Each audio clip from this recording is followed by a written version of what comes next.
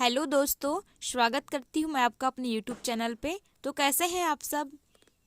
I hope कि आप बहुत अच्छे होंगे और आपकी तैयारी एकदम अच्छी चल रही होगी। तो दोस्तों, आज के मेरी इस वीडियो का टॉपिक है सल्तनत काली शासन व्यवस्था।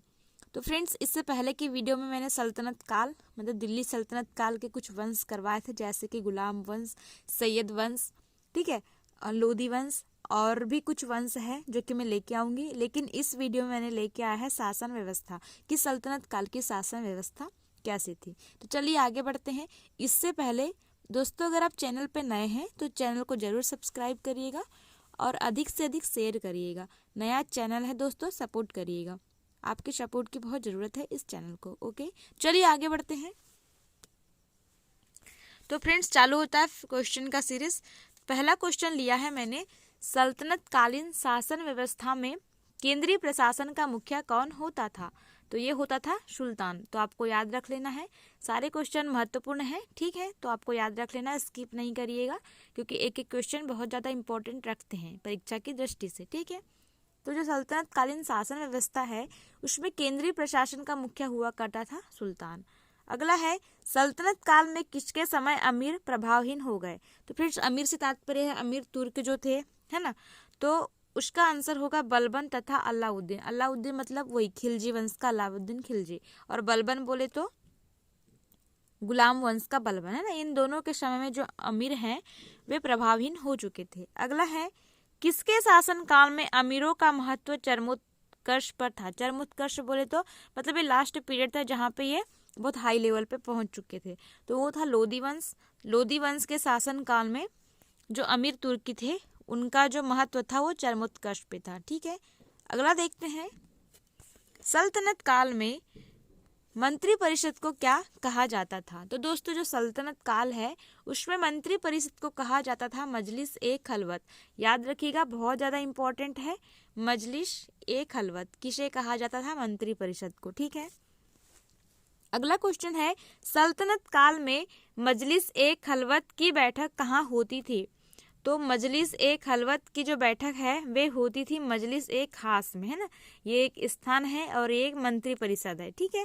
तो जो मंत्री परिषद थी सल्तनत काल की उसकी जो बैठक होती थी मजलिस ए खास, है ना। खास और खलवत दोनों का डिफरेंस है, याद रखने के लिए मतलब इजी जाएगा। अगला क्वेश्चन है, एक शहर या 100 गांवों के शासन की देखरेख कौन करता था? तो दोस्तों, एक शहर में कितने? 100 गांव, ठीक है। तो उनके शासन की देखरेख करने वाला कहलाता था अमीर ए सदा, ठीक है। क्या नाम था? अमीर ए सदा नामक एक अधिकारी हुआ करता था जो इनकी देखरेख करता था। तो आपको याद रख लेना है, सारे ही की पॉइंट है, ठीक है। अगला देखते हैं, दिल्ली सल्तनत काल में प्रशासन की सबसे छोटी इकाई क्या होती थी? तो दोस्तों, जो दिल्ली सल्तनत काल है उसमें प्रशासन की सबसे छोटी इकाई होती थी ग्राम। अभी भी ग्राम ही होती है ना। तो ग्राम सबसे छोटी इकाई हुआ करती थी। अगला है, सुल्तान की अस्थायी सेना को क्या नाम दिया गया था? तो जो सुल्तान की अस्थायी मतलब स्थायी नहीं थी, तो ऐसी सेना को नाम दिया गया था खास खेल। तो याद रख लेना है, इंपॉर्टेंट है फ्रेंड्स। अगला क्वेश्चन देखते हैं, एकता प्रणाली को किस सल्तनत कालीन शासक ने समाप्त किया था? तो जो एकता प्रथा है उसको समाप्त किया था अलाउद्दीन खिलजी ने, जो कि खिलजी वंश का एक शासक था, एकदम क्रूर शासक था, है ना। एकता प्रथा को समाप्त किया था। अगला देखते हैं, एकता प्रथा को दोबारा शुरू किसने किया था? तो दोस्तों, जो फिरोज शाह तुगलक थे, तुगलक वंश के, इन्होंने दोबारा, है ना, पुनः एकता प्रथा को शुरू किया था। और ये आपको ये याद रख लेना है कि एकता प्रथा को सबसे पहले किसने शुरू किया था? तो इल्तुतमिश ने, ठीक है। अगला क्वेश्चन देखते हैं, मुस्लिम कानून के 4 महत्वपूर्ण स्रोत कौन से हैं? तो देखिए, मैंने चारों स्रोत ले लिया है। अगर क्वेश्चन आता है तो ऑप्शन में एक ही देगा, ठीक है। तो वो है कुरान, हदीस, इज्मा और कयास। इन चारों को आपको रट लेना है, कुरान, हदीस, इज्मा और कयास। याद कर लीजिएगा, इंपॉर्टेंट है, ठीक है। ये 4 महत्वपूर्ण स्रोत थे मुस्लिम कानून के, मतलब इन्हीं स्रोतों से मुस्लिम कानून लिए गए थे। अगला है, सल्तनत कालीन कानून किस पर आधारित थे? देखिए, जो मुस्लिम कानून है वो 4 पे आधारित थे, और सल्तनत कालीन जो कानून थे वे इन्हीं 4 में से 3 पर आधारित थे। हदीस, कुरान और शरीयत। ठीक है, यहाँ शरीयत नहीं है, याद रख लेना है। अगला देखते हैं, सल्तनत काल में लगान निर्धारित करने की मिश्रित प्रणाली को क्या कहा गया? तो इसे कहा गया मुक्ताई। तो याद रख लिएगा कि जो लगान था, लगान मतलब कर है ना, तो कर निर्धारित करने की जो मिश्रित प्रणाली थी उसे मुक्ताई कहा गया था। अगला है, पूर्णतः केंद्र के नियंत्रण में रहने वाली भूमि को क्या कहा जाता था? तो इसे कहा जाता था खालसा भूमि, जो कि पूर्णतः केंद्र के नियंत्रण में रहती थी ना।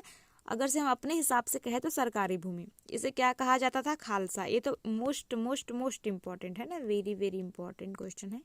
अगला देख लेते हैं, सल्तनत काल में अंतर्राष्ट्रीय बंदरगाह के रूप में प्रसिद्ध था। तो दोस्तों देवल था, है ना, देवल एक पोर्ट था, अंतर्राष्ट्रीय बंदरगाह के रूप में बहुत ज़्यादा फेमस था। तो आपको याद रख लेना है, पूछा जा सकता है। ठीक है फ्रेंड्स, ये देखिए, ऐसे कुछ नाम हैं जो कि इम्पोर्टेंट है, परीक्षा में पूछे जाते हैं, तो इनको आपको याद कर लेना है या नोट डाउन कर लेना है, या नहीं होता है तो आपको वीडियो रिपीट कर लेना है। ठीक है, तो सबसे पहला है सद्र उश सुदूर, है ना, सद्र उश सुदूर, ये हुआ करता था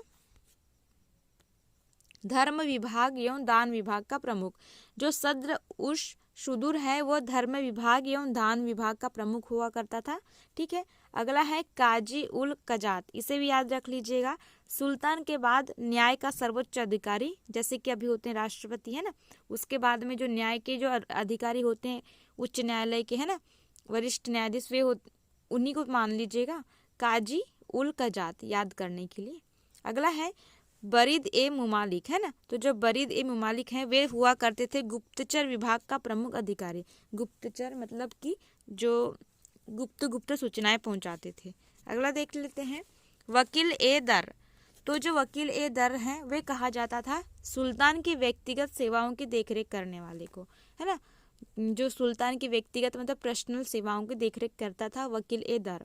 अगला है दीवान ए खैरात, ये तो मोस्ट इम्पॉर्टेंट है ना, दीवान ए खैरात, दीवान ए बंदगान, दीवान ए इस्तिहाक, बहुत ज़्यादा इम्पॉर्टेंट है।